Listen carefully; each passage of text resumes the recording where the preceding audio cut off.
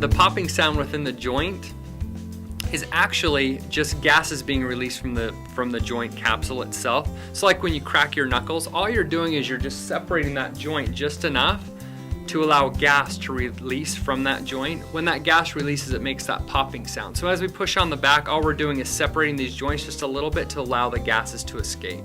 So if you are looking to improve your health and well-being, give us a call at 801-546-0114 or look us up online at www.fordfamchiro.com.